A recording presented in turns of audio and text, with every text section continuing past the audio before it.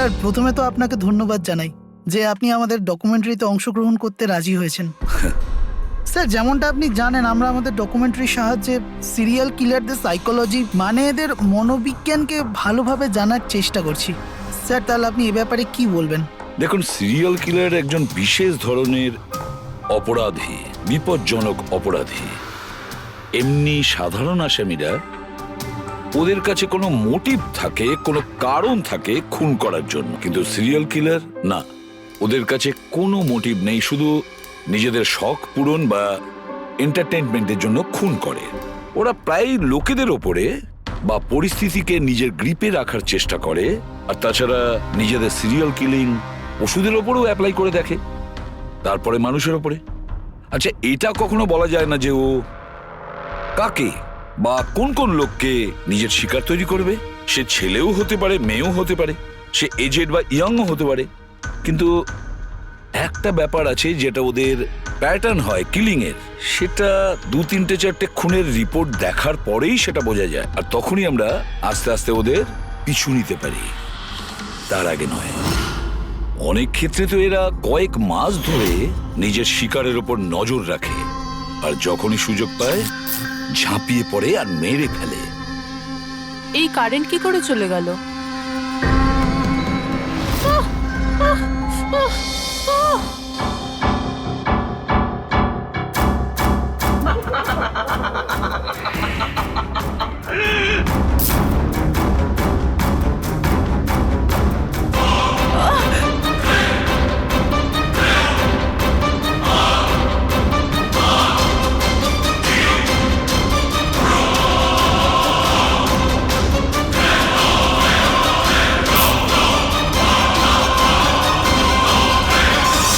ওহ god, এই কারেন্টটা এখনই যাওয়ার ছিল।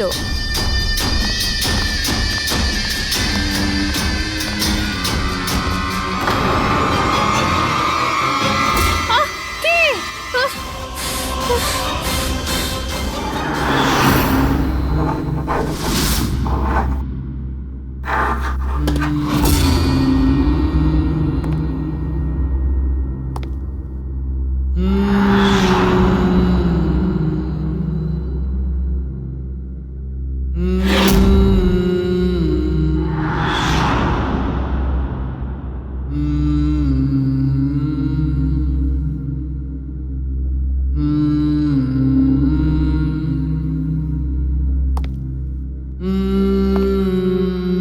অনেকবার দেখা গেছে খুনিরা ভিকটিমের জিনিসও সঙ্গে নিয়ে গেছে।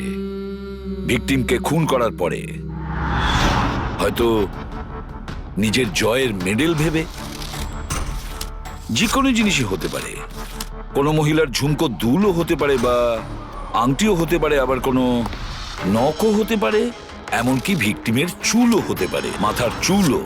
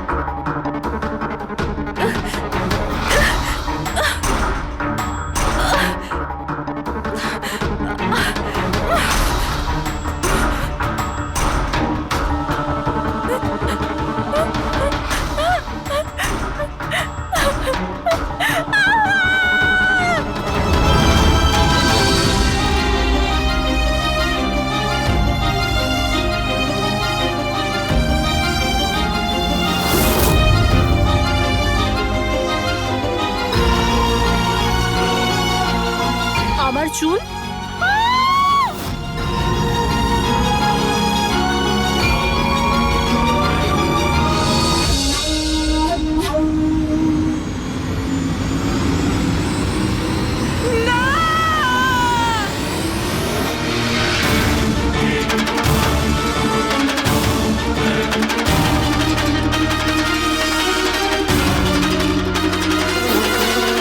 সিরিয়াল কিলার্স এরা সবসময়ই একা থাকতে পছন্দ করে, ওদের কোনো বন্ধু হয় না। তাই অন্যদেরকে, এমন লোকেদেরকে এড়িয়ে চলতে হবে যাদের হাব ভাব বা চাল চলনে একটু অন্যরকম কিছু অদ্ভুত ধরনের আচরণ দেখা যায়। তা সত্ত্বেও ব্যাপারটা হলো, সিরিয়াল কিলার থেকে বাঁচতে হলে আমাদেরকে সাবধানে থাকতে হবে।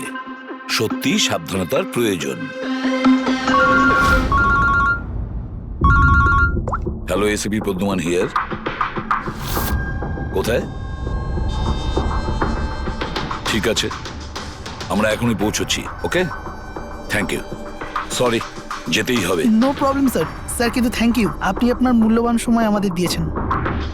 Wish you all the best for your thank documentary. You sir, thank you very much. আবার দেখা হবে। ওকে, একদম sir. Thank you very much. Bye by.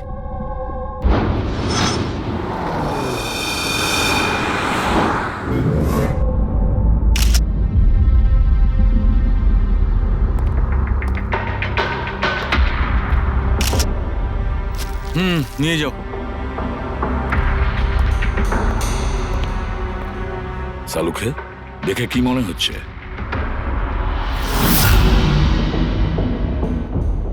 বস, মৃত্যুর কারণ এখনো কিছু বুঝতে পারছি না। ল্যাবে নিয়ে গিয়ে দেখছি। আর ডক্টর, এই চিহ্ন? হ্যাঁ দয়া, এই যে চেয়ারে বাঁধা ছিল দড়ি দিয়ে, তারই চিহ্ন এটা। বস, আমি যাচ্ছি, ল্যাবে গিয়ে চেক করছি। স্যার, দিয়া এই পেন্ডেন্টটা পড়েছিল। কোনো বিশেষ লোকের কি এটা? স্যার, এই পেন্ডেন্টে জিপিএস বেস সেফটি অ্যালার্ম আছে। এই পেন্ডেন্ট পরে থাকা ব্যক্তি যদি কোনো বিপদে পড়ে, এই পেন্ডেন্টটা দুবার প্রেস করলে পেন্ডেন্ট পরে থাকা ব্যক্তির ইমার্জেন্সি লিস্টে যে কটা নাম্বার থাকবে তাদের কাছে একটা এসওএস মেসেজ যাবে যে এই ব্যক্তি বিপদে আছে। আচ্ছা, কাল রাত্রে এই পেন্ডেন্টটা দুবার টিপেছিল। হ্যাঁ স্যার, কটার সময়? প্রায় 12:30টার সময়। আর ওর এই এসওএস মেসেজ ওটা কার কাছে গেছে? স্যার, ওই দুজনের কাছে। এদিকে এসো। কি নাম তোমাদের? সমর। সমর। নবীন। নবীন। কি সম্পর্ক ছিল দিয়ার সাথে তোমাদের? স্যার, আমার গার্লফ্রেন্ড ছিল। স্যার, আমার কলেজের বন্ধু। যখন দিয়া তোমাদের এসওএস মেসেজ করলো তখন তোমরা কিছু করনি কেন? হ্যাঁ স্যার, এটার জন্য আমারও আফসোস হচ্ছে যে আমি ফোনটা সাইলেন্ট কেন রেখেছিলাম। যদি আমি ফোনটা সাইলেন্ট না রাখতাম, স্যার, আজ দিয়া বেঁচে থাকতো। ফোন সাইলেন্ট ছিল। আর তোমার নবীন, তোমার ফোনটাও সাইলেন্ট মোডে ছিল?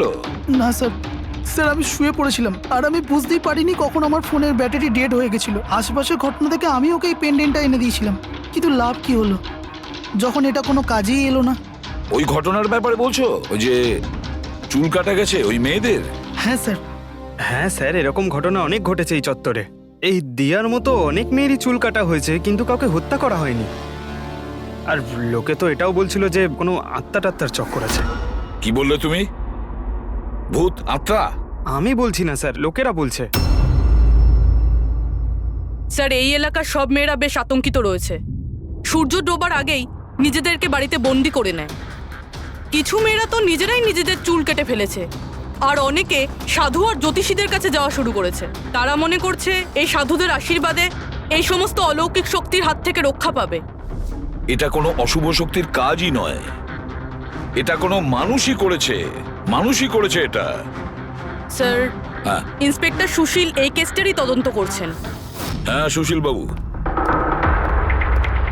বলুন। স্যার, কিছু বুঝতে পারছি না। এ প্রচুর মেয়ের চুল কেটেছে, কিন্তু মেরেছে শুধু একজনকেই। শুধু একটা মেয়েকেই মেরেছে? হ্যাঁ, কি বলতে চাইছেন আপনি? আরো মেয়েদের মারা উচিত ছিল? আমাদের লজ্জা করা উচিত। আমাদের থাকা সত্ত্বেও একটা মেয়ের জীবন চলে গেছে। যত তাড়াতাড়ি সম্ভব ধরতে হবে অন্য কোনো নিরীহ মেয়ের মৃত্যু হওয়ার আগেই। বুঝেছেন আপনি? স্যার। পুরো ডিটেলসটা চাই আমার, যত তাড়াতাড়ি সম্ভব। যান। স্যার। স্যার, হ্যাঁ ফেডরিক, এই নিন এই পুরো কাণ্ড কারখানার সমস্ত ফাইল। ইন্সপেক্টর সুশীল এই মাত্র পাঠিয়েছেন। কটা ফাইল পাঠিয়েছে? 8টা। দয়া, অভিজিৎ, ফাইলগুলো ভালো করে স্টাডি করো, চেক করো, দেখো। আর প্রত্যেকটা মেয়ের সাথে কথা বলে দেখো, জিজ্ঞাসা করো ওদের সাথে কি করা হয়েছে। দিয়া ছাড়া আর কোনো মেয়ের যেন প্রাণ না যায়। অদিতি, আপনি বলেছিলেন যে আপনি বিছানায় বসে লাইট অফ করেছিলেন, তারপর কি হয়েছিল? স্যার হঠাৎ করে একটা জোরালো আলো আমার চোখে পড়লো, আর তারপরে কি হলো আমার কিচ্ছু মনে নেই। আমার শুধু ওই উজ্জ্বল আলো মনে আছে, তার বেশি আর কিচ্ছু নয়। আচ্ছা, তারপরে কি হয়েছিল? ঘরের আলো বন্ধ হয়ে যাওয়ার পর আমার চোখে একটা জোরালো আলো পড়লো, আর তারপর আমি আর কিছু দেখতে পাচ্ছিলাম না। আমার চোখ একদম ধাঁধিয়ে গিয়েছিল। আচ্ছা, জ্ঞান ফিরে আসার পরে কি হয়েছিল? যখনই আমার চোখটা খুললো আমি দেখলাম কেউ আমার চুল কেটে নিয়েছে। আমি চেঁচালাম আর তারপর আমি পুলিশকে কল করলাম। হ্যাঁ স্যার, আমিও একটা খুব জোরালো আলো দেখেছিলাম। যেরকম টিভিতে দেখেছিলাম সব মেয়েদের সাথে হয়েছে, ওরকম আমার সাথেও হয়েছে। ওই ভূতটা আমার চুল সব কেটে দিয়েছে। ভূত নয়, অপরাধী। এই এই আপনার হাতে কি রয়েছে? স্যার আমার চুল। আপনার চুল? ও অপরাধী তোমার চুল কেটে নিজের সঙ্গে নিয়ে যায়নি? না তো।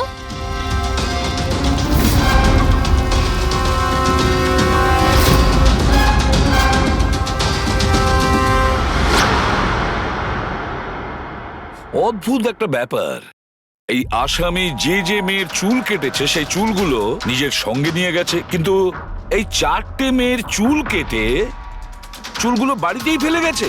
এটা কেন আসামি করলো আর কেন? স্যার, হতে পারে যে ওদের ওপর হামলা হয়নি, ওরা এগুলো এই নিউজে দেখেছে, তাই পাবলিসিটির জন্য এমন ভাব দেখাচ্ছে যে ওদের ওপরেই হামলা হয়েছে। স্যার, দুটো মেয়ের মানসিক অবস্থা খুব একটা ভালো নেই। ওদের ভুল ধারণা হয়েছিল ওদের সঙ্গে এরকম কিছু হয়েছে, কিন্তু সেরকম কিছু হয়নি। তার মানে শুধু 4টে মেয়ের ওপরে হামলা হয়েছে? অদিতি, বাণী, চিত্রা আর ঈশা। Yes sir. একটা কাজ করি, আমরা আবার নতুন করে শুরু করি যেখান থেকে এসব শুরু হয়েছিল। ক্রাইম লোকেশনের ফটোগ্রাফ, প্রমাণ, যা কিছু পাওয়া গেছে ওখান থেকে সব কটা ভালো করে চেক করো দ্বিতীয়বার। কিছু না কিছু আমরা নিশ্চয়ই ছেড়ে গিয়েছি, যেটা এবারে আমরা পাবো।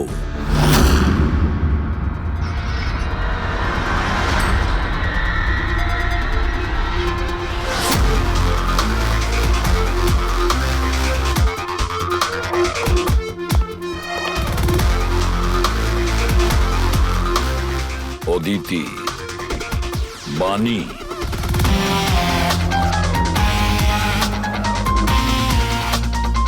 চিত্রা, ঈশা।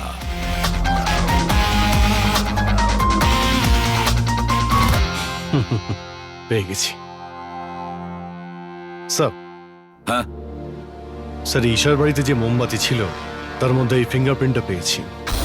এটা আসামির হতে পারে স্যার। যদি এই ফিঙ্গারপ্রিন্টটা আসামির হয় তাহলে সে খুব ভুল করেছে।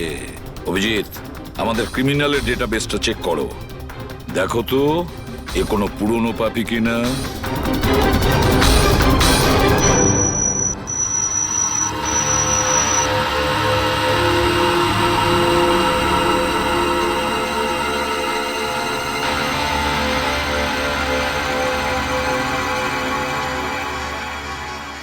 স্যার। হ্যাঁ বলো। স্যার, এ তো পুরনো পাপি, কিন্তু 17 বছর বয়স। 17 বছরের? হ্যাঁ স্যার, এই 17 বছরের বাচ্চাটা কুনাল। আর কয়েক মাস আগেই মদ খাওয়ার অপরাধে আন্ডারেজ ড্রিঙ্কিং এর জন্য একে গ্রেপ্তার করা হয়েছিল। মাত্র 17 বছরের ছেলে এইসব কাজ করছিল? এটা তো ওর সাথে দেখা করলেই জানা যাবে। এমনিতে তো সিরিয়াল কিলাররা অ্যাডিকশনের মধ্যেই থাকে, নেশা করে, ড্রাগস নেয়। এ থাকে কোথায়? স্যার, এ চুনাপট্টিতে থাকে। চুনাপট্টি? তাহলে আর দেরি কেন, দেখা করে আসো ওর সাথে চুনাপট্টিতে। বিশ্বাসই হচ্ছে না, একটা 17 বছরের ছেলে এইসব কাজ করছে কি করে?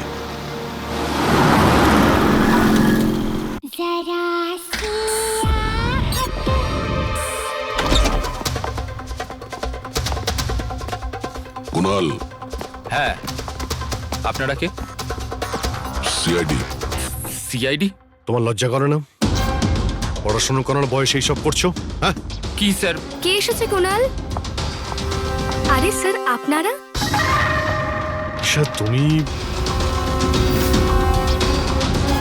এখানে কি করছো? স্যার, এটা আমার মাসির বাড়ি, কিন্তু আপনারা এখানে? কুনালের সঙ্গে দেখা করতে এসেছি। কুনাল এ আমার কাজিন স্যার। কাজিন? তুই তোর কাজিনের চুল কেটেছিস? স্যার স্যার আমি তো স্যার ঈশা দিদির সাথে একটু মজা করেছিলাম স্যার। স্যার আমি ওই চুল কেটে দেওয়া লোকটার ব্যাপারে নিউজ পেপারে পড়েছিলাম স্যার। আমি ভাবলাম এই মজাটাও একটু ঈশা দিদির সাথে করা যাক। মা মা আমার চুল, আর মা আমার সব ও চুল চিল্লে কেটে চিল্লে দিয়েছে। সারা বাড়ি মাথায় তুললো আর পুলিশকে ফোন করে দিল স্যার। আমি ভয় পেয়ে গেছিলাম স্যার। সেই জন্য আমি ওই চুলগুলো ফেলে দিলাম স্যার, আর চুপচাপ বাড়ি থেকে বেরিয়ে গেলাম স্যার। তুই এত বাজে মজা করেছিস আমার সাথে। দিদি সরি, আমি তোকে কখনো ক্ষমা করব না, কখনো সরি নয়। সরি দিদি সরি সরি স্যার। স্যার আমি শুধু ঈশা দিদির চুল কেটেছিলাম স্যার, বাকি কোনো মেয়ের চুল কাটিনি আমি স্যার। আমরা তোমার কথা বিশ্বাস করবো কি করে? আপনি চাইলে আমার মাকে জিজ্ঞেস করে নিন স্যার। যে দিন ওই ঘটনাগুলো ঘটেছে ওই দিন আমি বাড়িতেই ছিলাম স্যার। তোর সব জিনিসটা মজা লাগে না জানিস? যখনই ওই মুহূর্তের কথা ভাবি ভয়ে বুকটা আমার কেঁপে ওঠে। দিদি সরি দিদি তোমার সরি। ভাগ্য ভালো যে আমরা তোমাকে অ্যারেস্ট করছি না। নিজের স্বভাব পরিবর্তন করো, নাহলে ভবিষ্যতে বড় সমস্যায় পড়বে তুমি।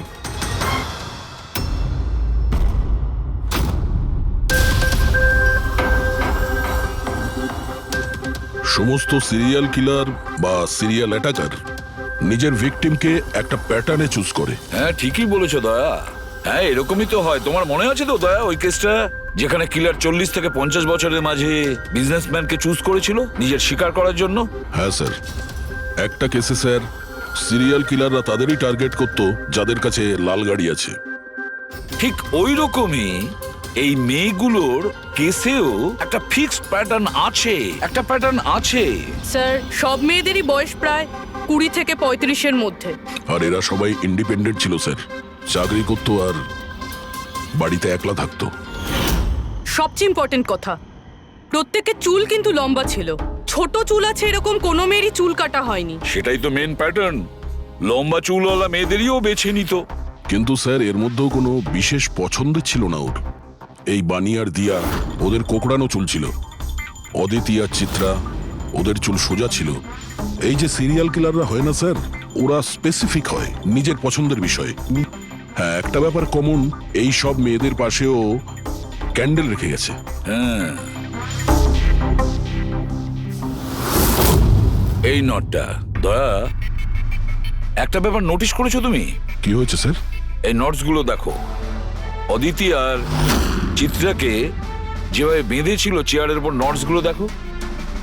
এখানে এক রকমের নটস, আর দিয়া আর বাণীকে যেভাবে বেঁধেছিল এই নটস গুলো একেবারে আলাদা। দয়া, যে নটস দিয়ে দিয়া আর বাণীকে বাঁধা হয়েছিল এই নট গুলোকে বোলাইন নট বলে। বোলাইন নট যেরকম টাইয়ের হয় না, আর এই নট গুলোকে বলে triple barrel not. Triple barrel not. কেউ কাউকে যদি বাঁধে স্যার, তাহলে তো একই রকম গিট ব্যবহার করবে, কিন্তু ও দু ধরনের গিট ইউজ করেছে। এটা মনে হচ্ছে যে আমাদের ভুল বোঝানোর চেষ্টা করছে, কিংবা এর মানসিক পরিস্থিতি ঠিক নয়, স্কিউজোফেনিক আছে ওর। হ্যাঁ কিন্তু দয়া, সবার আগে আমাদের এটা জানতে হবে ও শিকারগুলো বাছে কি করে আর কখন বেছে নিত, আর ও শিকার বেছে নিত কোন জায়গায়। হয়তো সব মেয়েরা একই অফিসে চাকরি করত, একই জিমে যেত বা একই বিউটি পার্লারে যেত। কোনো না কোনো একটা সূত্র নিশ্চয়ই আছে, আর যেটা এদের সবাইকে এক করে দিয়েছে। কিন্তু কি? স্যার এই দিয়ার বন্ধু সমর আর নবীন, ওদের বক্তব্য যে রাতে দিয়া খুন হয় ওই রাতে ওরা নাকি ডান্ডিয়া খেলতে গেছিল প্রেমাল গ্রাউন্ডে।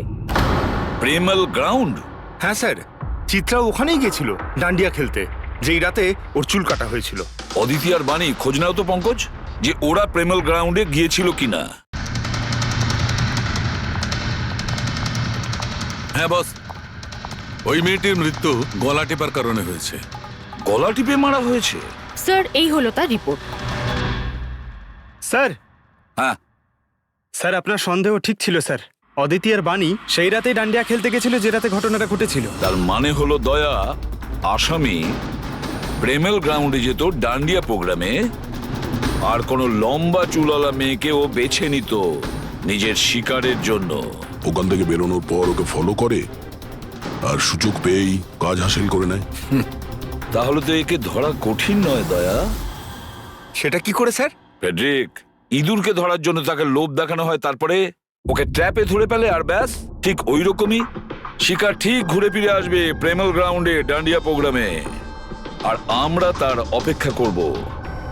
কিন্তু স্যার নবরাত্রি তো শেষ হয়ে গেছে, তাহলে পরের বছরের জন্য ওয়েট করতে হবে। নবরাত্রি শেষ হয়ে গেছে তো কি হয়েছে, ডান্ডিয়ার প্রোগ্রাম আমরা নিজেরা অ্যারেঞ্জ করব, পুরো এরিয়াতে অ্যাডভার্টাইজমেন্ট করব, ব্যানার লাগাবো। আর এইবার আসামির জন্য শিকার আমরা তৈরি করব, আমরা। কিভাবে স্যার? সিম্পল ব্যাপার ফেডরিক। এবারে ডান্ডিয়ার প্রোগ্রামে থাকবে একজন লম্বা কোকড়ানো চুলওয়ালা মেয়ে, আর দ্বিতীয় একটি মেয়েও থাকবে, লম্বা সোজা চুলওয়ালা একটি মেয়ে।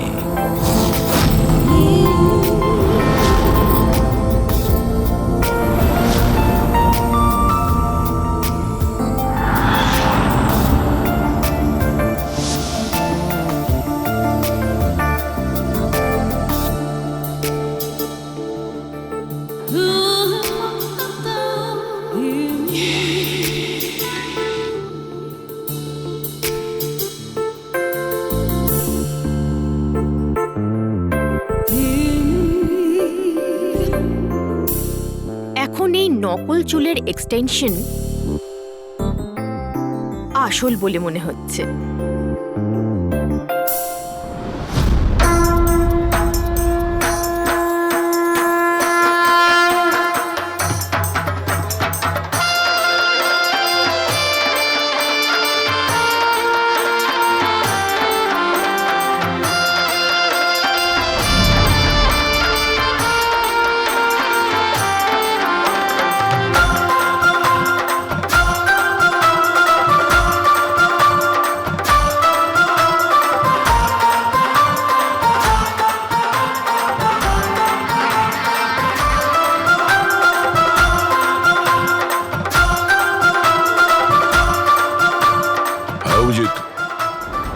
সবকিছু ঠিক আছে? হ্যাঁ দয়া।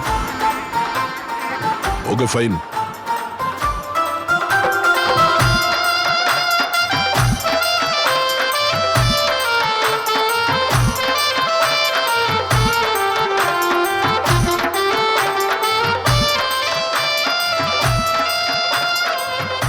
High ma'am. হাই। ওয়াও, আপনি তো খুব সুন্দরী। আপনার মেকআপ খুব সুন্দর হয়েছে, স্পেশালি আপনার কার্লি হেয়ার খুব সুন্দর লাগছে। Thank you. You welcome.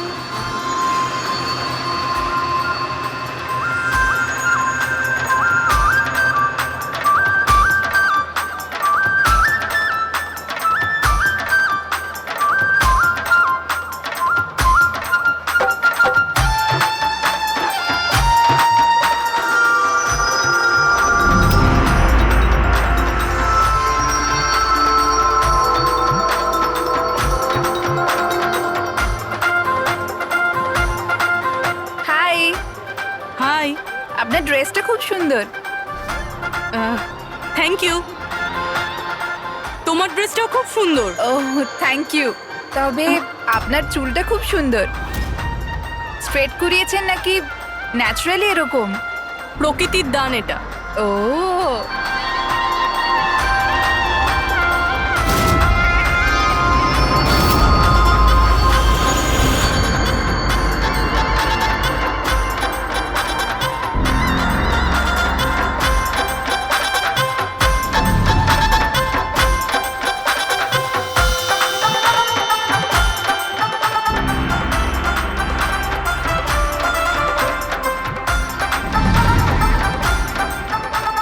শোনো, আমার পাশে একটা ছেলে ডান্স করছে, একটু গন্ডগোলের মনে হচ্ছে।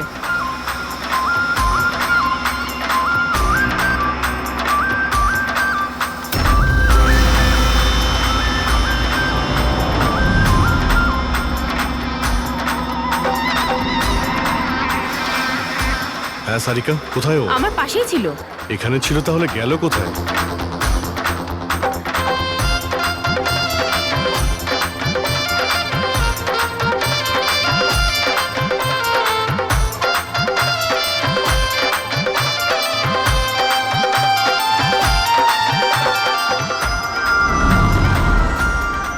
রবি স্যার। তুমি যাও, আমি তোমার পিছনেই আছি, ডোন্ট ওয়ারি। Okay sir.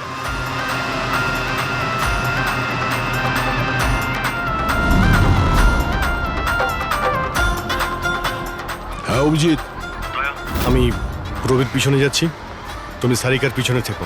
ওকে, আমি সারিকার পেছনে যাচ্ছি। ওকে।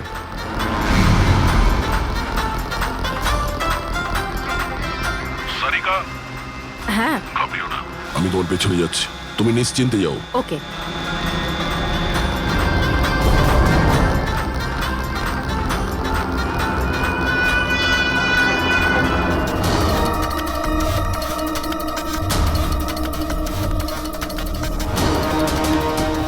ওফো, এখানে তো কোনো অটো বা ট্যাক্সি কিছুই পাচ্ছি না। মনে হচ্ছে বাড়ি পায়ে হেঁটেই যেতে হবে।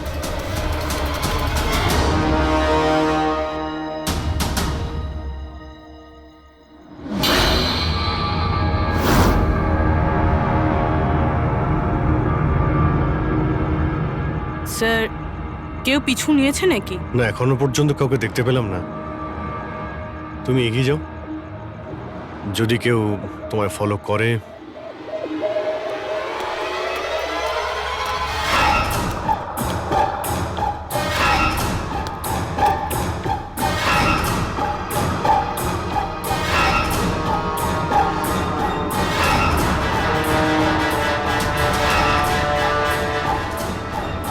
দয়া, আমার মনে হয় কেউ আমাকে ফলো করছে। কাউকে দেখতে পাচ্ছ? না সারিকা, অল ক্লিয়ার। ওকে।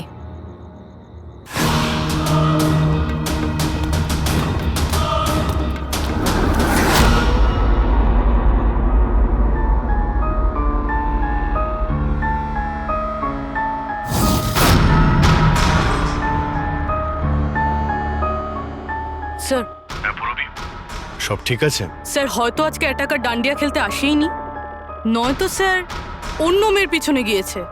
দেখা যাক, আর একটু অপেক্ষা করি।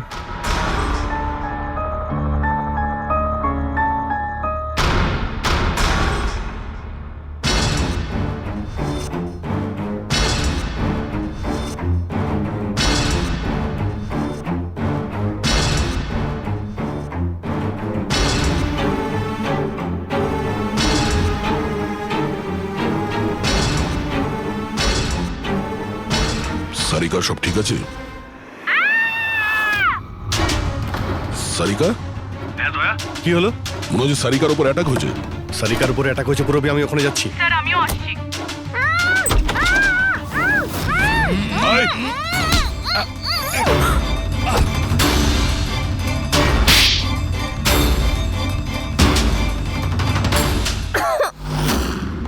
ও নো, সারিকা তুমি ঠিক আছো? হ্যাঁ, আমি ঠিক আছি। হট।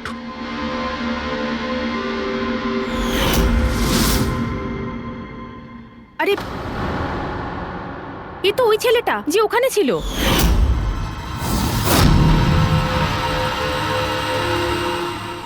চুল কাটার প্রচুর শখ তোর, হ্যাঁ?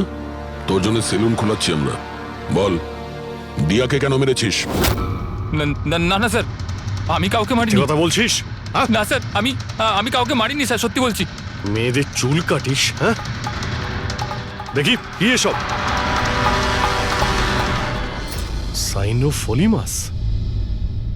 সাইনোফোলেমাস? এটাতে তো মানুষ বড় জোর সেন্সলেস হতে পারে, মরে যেতে পারে না। স্যার, আমি বলেছিলাম তো স্যার, আমি কাউকে মারিনি। আমি শুধু মেয়েদের অজ্ঞান করবার জন্য এটা ব্যবহার করতাম, যাতে করে ওদের চুলগুলো ভালোভাবে কাটতে পারি। দিয়াকে মেরেছিস কিভাবে? হ্যাঁ স্যার, আমি মারিনি স্যার, বিশ্বাস করুন আমি মারিনি। আচ্ছা সারিকা, আচ্ছা এটা কি পসিবল যে এই কেমিক্যালস দিয়ে দিয়ার খুন হতে পারে? যদি ওর এতে অ্যালার্জি থেকে থাকে তাহলে সেক্ষেত্রে ওর মৃত্যু হতে পারে, আদারওয়াইজ। তাহলে দেখো একবার টেস্ট করে কি জানতে পারা যায়। হ্যাঁ, টেস্ট করে দেখছি। আর তুই চল, তোর বিরুদ্ধে চুল কাটা হবে, চল। আচ্ছা, পুরবী কোথায়? ওর তো এখানে আসার কথা ছিল। পুরবী তো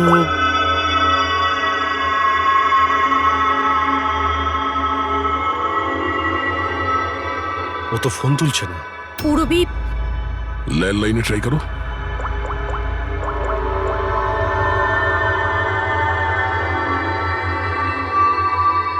রিং হয়ে যাচ্ছে।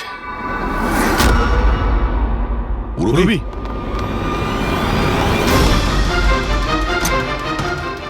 পুরবী, আচ্ছা, অপরাধী তো আমাদের সঙ্গে ছিল, তাহলে এগুলো করলো কে? তার মানে দুজন রয়েছে, আর দুজনে একই রকমের অপরাধ করছে। রবি, রবি ঠিক আছো? কি হয়েছিল? স্যার ঠিক ওই রকমই হয়েছে। প্রথমে বাড়ির লাইট চলে গেল, আর তারপর আমার চোখে একটা তীব্র আলো পড়লো, আর আমি অজ্ঞান হয়ে গেলাম। কি?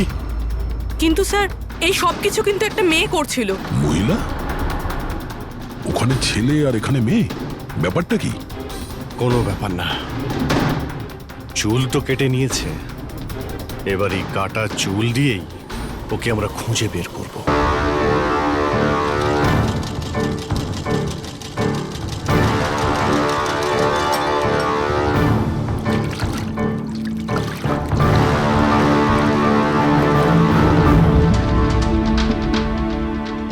দেখুন সুমন ম্যাডাম, আপনি একটু বেশি ডিমান্ড করছেন। দেখুন গগন বাবু, আপনি যে কাজটা দিয়েছেন না সেটা খুব সোজা নয়, খুবই বিপজ্জনক। আপনাকে আমাদের টাকা বাড়াতেই হবে। ঠিক আছে, আমার উপর ভরসা রাখুন, আমি পরে বাড়িয়ে দেবো। পরে নয়, এখনই বাড়ান।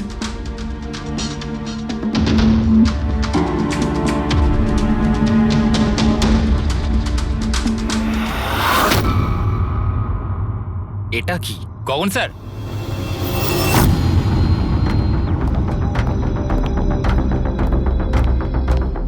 এই দেখুন, চুলের ভেতর কি অদ্ভুত একটা উকুন।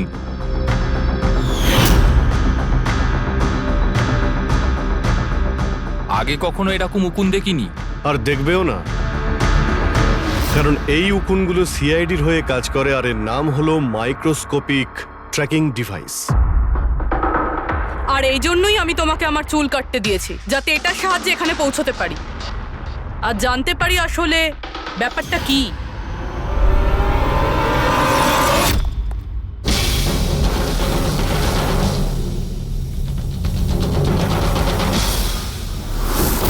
স্যার আমার কোনো দোষ নেই, আমি গগনবাবুর থেকে টাকা পেয়েছিলাম এসব করার জন্য।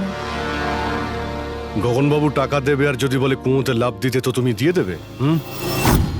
এখন বলো, কেন করিয়েছো তুমি এসব? আমি যে কথাগুলো বলবো সেটা একটু আশ্চর্যজনক আপনার নিশ্চয়ই লাগবে, কিন্তু এটা সত্যি যে আমাদের ব্যবসায় মানুষের চুলের দাম সোনার দামের থেকে কম নয়। কোটি কোটি টাকা রোজগার হয় এখান থেকে। উইক্স, হেয়ার এক্সটেনশন, নকল আইল্যাশেস, ফার্টিলাইজার আর অ্যামিনোসিডের মতো প্রচুর জিনিস তৈরি হয়। স্যার আপনি ভাবতেও পারবেন না যে এই চুল দিয়ে কি কি তৈরি করা যায়। হ্যাঁ ঠিক আছে, ঠিক আছে, তুমি অনেক জ্ঞান দিয়েছো, কাজের কথা এসো। এসব কেন করছিলে? এই পুরো শহরে এই একটাই ফ্যাক্টরি আছে যে হেয়ার প্রসেসিং এর কাজ করে, সবকিছুই ঠিকঠাক চলছিল, কিন্তু হঠাৎ এই মানুষের চুলের সাপ্লাই কমে গেল। এই শহরের মেয়েদের মনে হঠাৎ করে এই ধারণাটা কি করে চলে এলো যে চুল বড় করতে হবে, আর সবাই চুল বড় করতে লাগলো। এই সময় আমি ভাবলাম যে কিছু একটা এরকম প্ল্যান করতে হবে যাতে এই মেয়েরা নিজে থেকেই চলে আসবে নিজেদের লম্বা চুল ছোট করবার জন্য। তাই তুমি ভাবলে যে এমন একটা ভয় তৈরি করা যাক শহরে, যাতে মেয়েরা ভয় পেয়ে গিয়ে নিজেই নিজেদের চুল কেটে ফেলে, হ্যাঁ? আর তোমার জন্য লাভই লাভ। হ্যাঁ, আর সেই জন্যই এই কাজের জন্য আমি দুজন লোককে রেখেছিলাম, সুমন আর রাজু। স্যার আমরা দুজন ডান্ডিয়াতে গিয়ে লম্বা চুলওয়ালা মেয়েদের খুঁজি, আমি স্ট্রেট চুলওয়ালা মেয়েদের, আরও কার্লি চুলওয়ালা মেয়েদের। আমরা ওদের পিছু নিয়ে ওদের বাড়ি অবধি যাই, 800 লুমিনের জোরালো আলোর ফ্ল্যাশ লাইট ওদের চোখে আমরা ফেলি, তারপরে আমরা কেমিক্যাল দিয়ে ওদের অজ্ঞান করি, ওদের চুল কাটি, তারপর আমরা ওখান থেকে পালিয়ে যাই। ঠিক আছে, এটা তো বুঝলাম কেন আর কিভাবে করতে, কিন্তু এইসব করতে গিয়ে দিয়াকে খুন করলে কেন? স্যার আমি মারিনি ওকে, জানি না কি করে মারা গেল। হয়তো সেই সমস্ত কেমিক্যালের জন্য যা দিয়ে তোমরা মেয়েদের অজ্ঞান করতে, হয়তো ওই কেমিক্যালের জন্য ওর অ্যালার্জি হয় আর তাতেই ওর মৃত্যু ঘটে। স্যার আমি কি করে জানবো যে ওর অ্যালার্জি ছিল? আর এরকম আপনারা আমায় মিথ্যে খুনের মামলায় গ্রেফতার করতে পারেন না।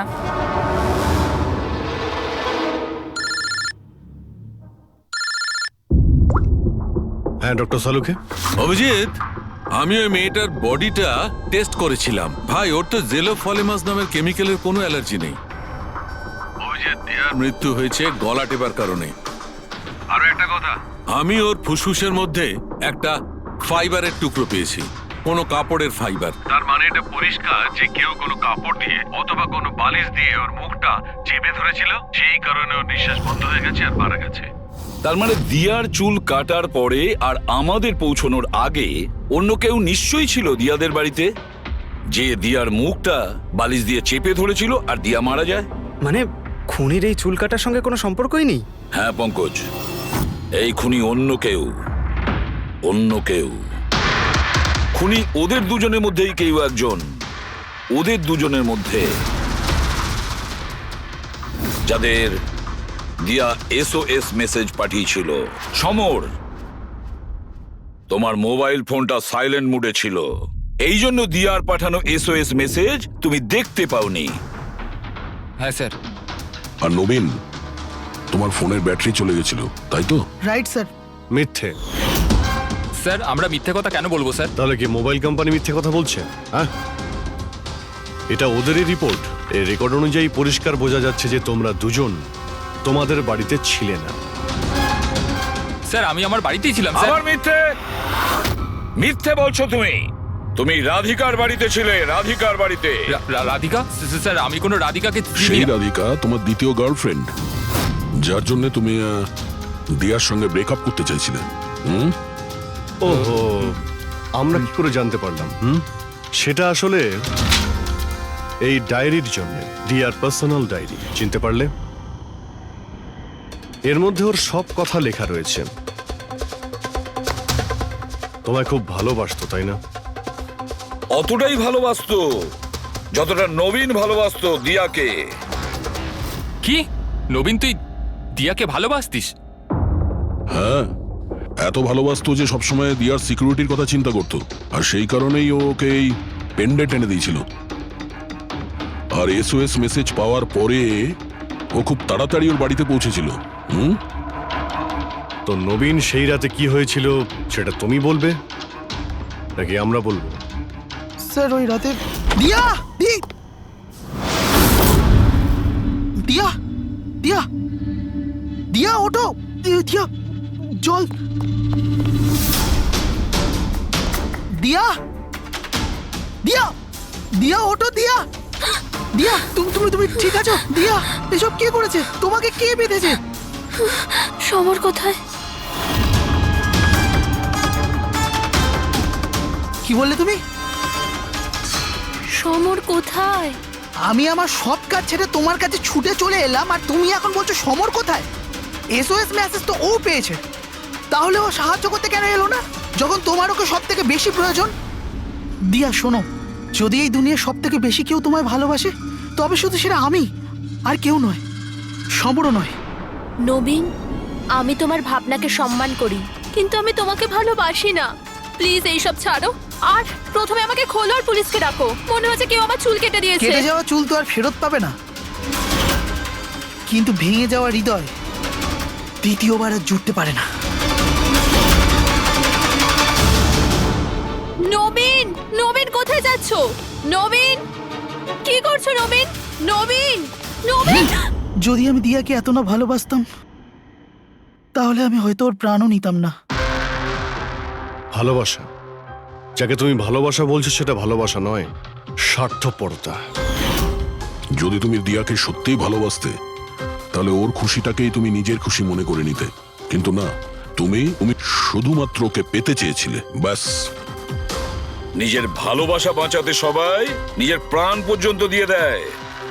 ভালোবাসার গলা টেপে না, ভালোবাসার মিথ্যে নাটকে তোমাকে খুনি তৈরি করেছে। নিজেরই ভালোবাসাকে তুমি খুন করে দিয়েছো, মেরে ফেলেছো দিয়াকে।